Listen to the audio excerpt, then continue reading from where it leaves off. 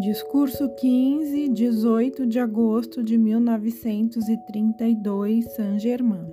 Invocação. Tu, poderosa força propulsora e inteligência governante de tua maravilhosa criação, animada e inanimada, louvamos e agradecemos pelo grande privilégio de estar em tua grande individualização. Louvamos e agradecemos por termos nossa consciência interior. Tua presença centralizada ali, todo-poderosa, inteligentemente governando toda a substância para que possamos comandar e ser obedecidos. Louvamos por sermos um contigo. Todo-poderoso Pai, e que não é sonho que somos filhos do poderoso Deus. Nós realmente temos teu supremo poder para empregar para todo o bem. Possa tua sabedoria, tua luz envolver-nos e tua inteligência dirigir-nos infalivelmente, para que possamos ser admitidos rapidamente em tua eterna perfeição. Trago-vos amor e saudações da hoste de luz e do amigo Deva. Este Deva estava muito contente, porque este bom irmão pôde ver a luminosa radiação. Há uma outra no momento brilhando sobre Chicago e aí mantendo sua radiação. O discurso. Parece-me que seria bom terdes uma compreensão mais clara da atividade do livre-arbítrio. As crianças, como regra geral, escolhem seus pais, aqueles de quem nascerão na sua vida terrena. Os que devem fazer um trabalho especial são às vezes assistidos por grandes seres quando fazem essa escolha. Ninguém deve ser culpado das condições, exceto a própria pessoa. Nenhuma criança pode culpar os pais por nada. Nenhuma pessoa pode culpar alguém, a não ser a si próprio, pelo que pareça estar faltando neste assunto. A energia está sempre presente em grande abundância. Mas, se não for corretamente empregada, as coisas não podem ser realizadas. Qualquer aflição no indivíduo é sua própria criação.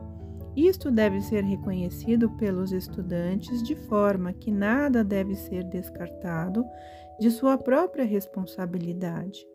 Toda pessoa é um Deus em embrião e pode invocar um poder ilimitado para empregar em seu desenvolvimento, em qualquer e todo o tempo.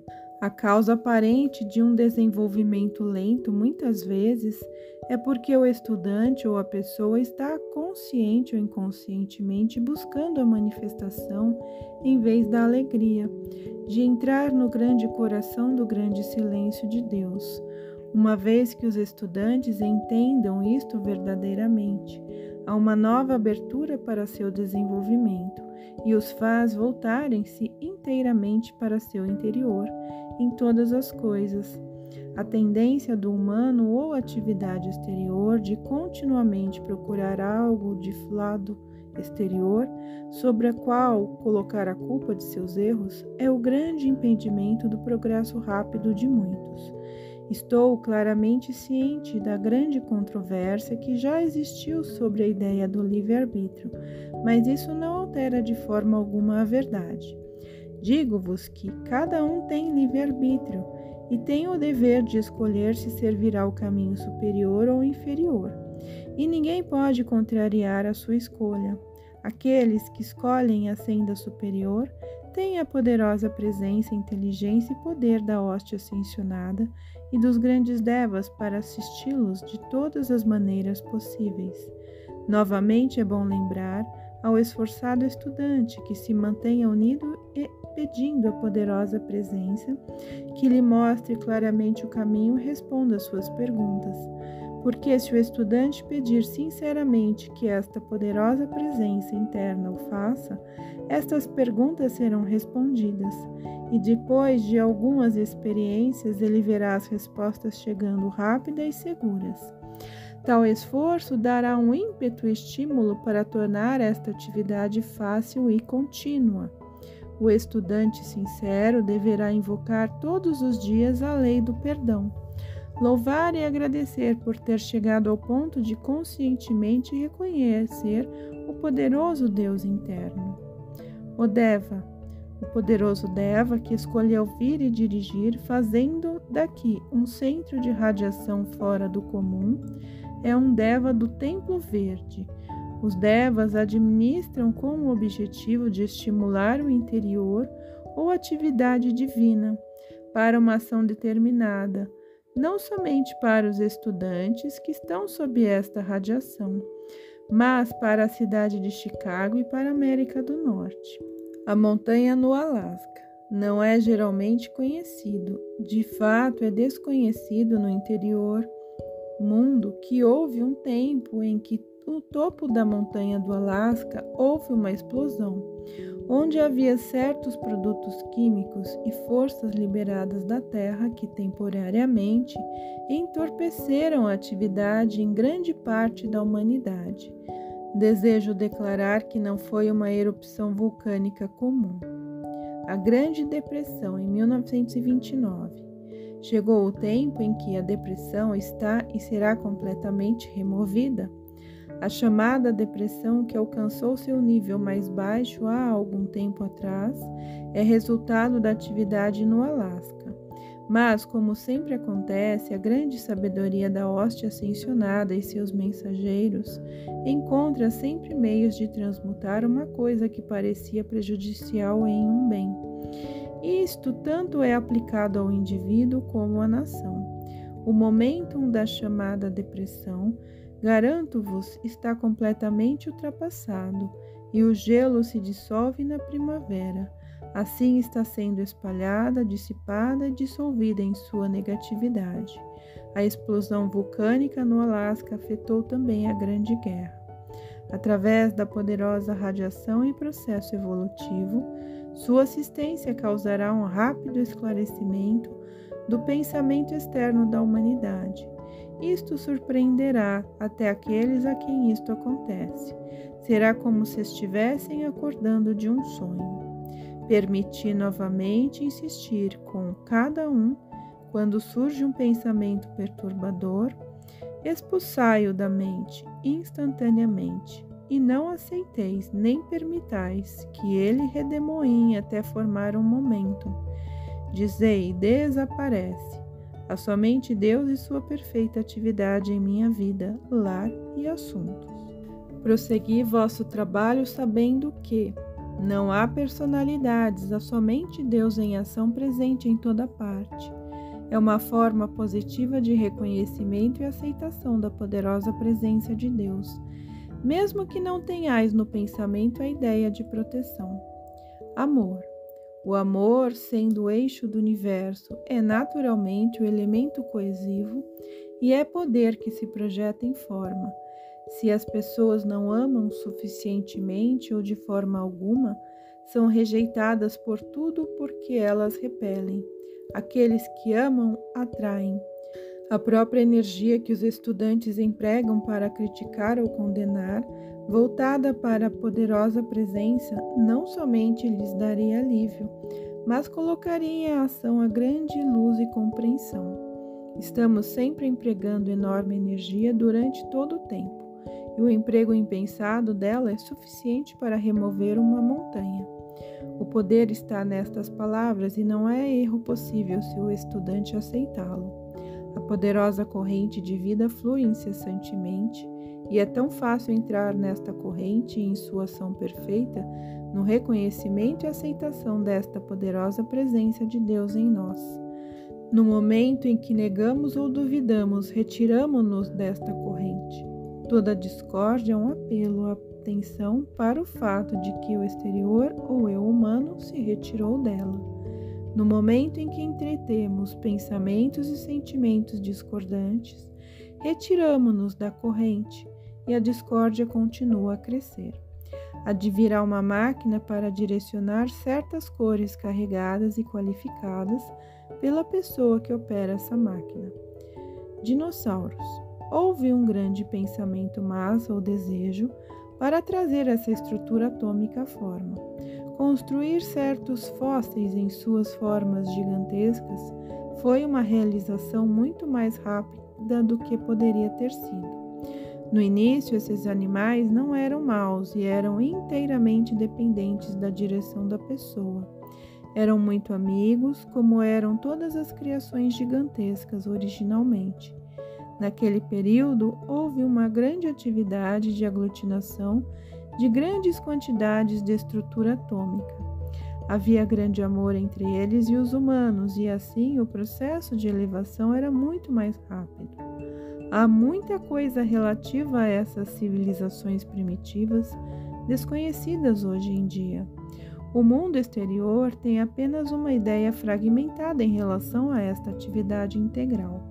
O grande Sol central. A verdade é que o grande Sol central é uma presença, uma forma e um local no grande centro da criação, que irradia em todas as direções. Asseguro-vos que é um local tangível e uma realidade poderosa e tremenda. O amado Súria. Súria é uma constelação, bem como um grande mestre cósmico.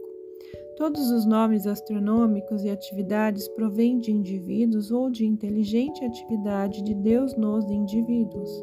Todos adquiriram seus nomes por causa desses indivíduos que tinham muito a ver com sua manifestação. Senhora Balar.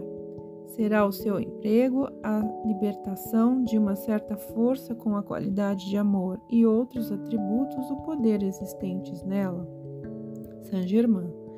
Todos os nomes empregados para objetivos astronômicos contêm em seu íntimo certa atividade bem definida. A astrologia e seu emprego. Todas as interpretações negativas da astrologia são atribuições das pessoas. A realidade original e o emprego da astrologia era que chamava a atenção de certos grandes seres com quem a pessoa estava de certa maneira pouco sintonizada, para que pudesse receber a radiação e a elevação dos grandes seres. A ideia de que as pessoas são afetadas pela radiação de um planeta, que não é uma força pessoal, é, do ponto de vista da realidade, uma coisa perfeitamente absurda. Para que uma força opere, deve haver inteligência que o sustente. Consequentemente, sabendo que Deus é o poder que age em tudo no universo, então sabemos que a qualidade de qualquer inteligência planetária só pode ser boa, a menos que a mente do indivíduo a requalifique. A astrologia atual é uma criação constante de obstáculos na senda do indivíduo. A ideia de que um dia de Deus seja mais ou menos perfeito do que outro na atividade dos filhos de Deus é a coisa mais absurda que se possa imaginar. Admiro-me de que o pensamento das pessoas seja tão ingênuo que não possa perceber o absurdo disso. Levai seus problemas a seu Deus interior. Se a pessoa assume posição diante de qualquer problema e dissesse em sua mente: Deus, mostra-me e revela-me a verdade sobre este assunto, darei início a uma atividade que lhe daria plena explicação. Deve-se manter ligada, unida, e até que a resposta advenha, ela sempre virá. Desejando ir à cidade, continuai até chegar lá. É a mesma atividade que é necessária em trabalho mental. Quando se inicia uma coisa, deve-se continuar no processo até atingi-la.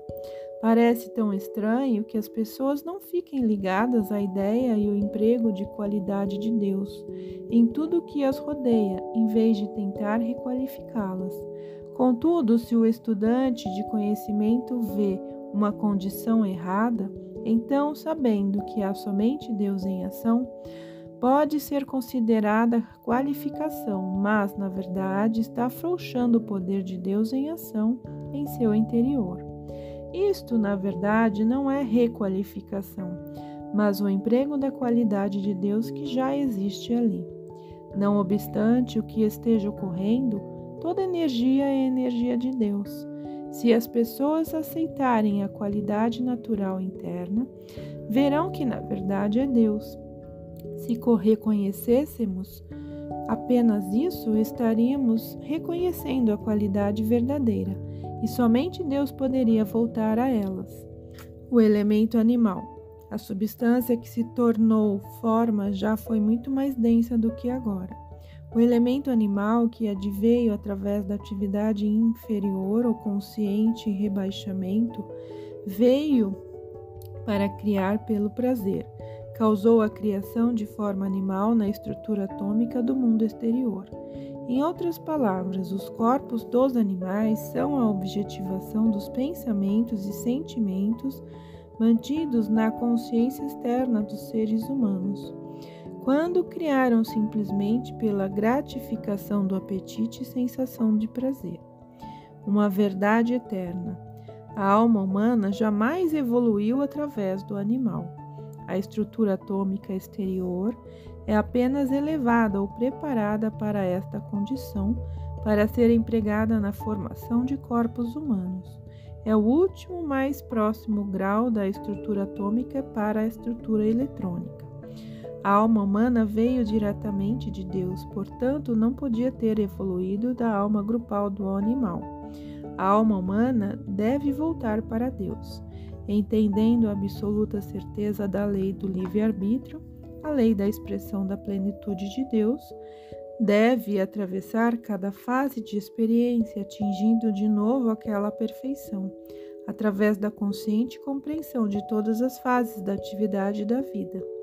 Na época em que o livre-arbítrio foi concebido, a individualização, certamente não desconhecendo o que adviria, sabendo haver dois opostos através de toda manifestação inferior, a alma prosseguiu conquistando todas as condições negativas e de novo retornando àquele estado perfeito coroado com a vitória do conhecimento autoconsciente.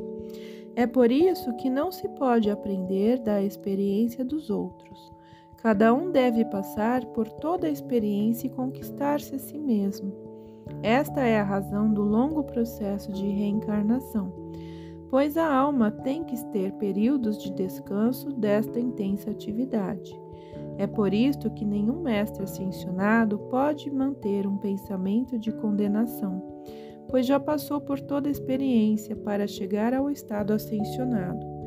Isto, contudo, não confere em todos os detalhes.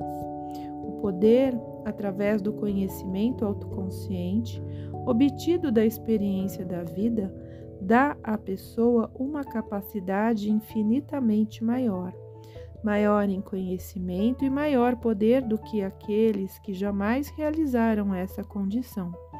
É por isso que uma pessoa, tendo descido a experiência humana e por alto esforço se eleva até se tornar um ser ascensionado, é senhor até sobre os anjos devas. Há alguns anjos devas que atravessaram a experiência humana. Vida futura dos anjos. Chegará um tempo, numa fase muito mais alta da experiência da vida, em que os anjos que nunca encarnaram humanamente advirão, através de certos registros da memória desta experiência da vida atual. E estas coisas serão ensinadas numa escala muito mais alta e numa velocidade dificilmente concebida nos dias presentes. Afirmações. Eu sou a presença que desconecta meu ser imundo da atração magnética da Terra e de toda a criação humana. Eu sou a presença que me liberta de toda e qualquer condição. Bênção.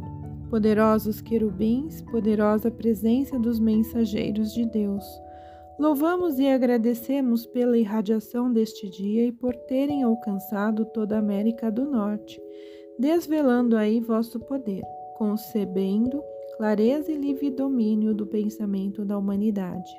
Louvamos e agradecemos que esta poderosa atividade se tenha cumprido.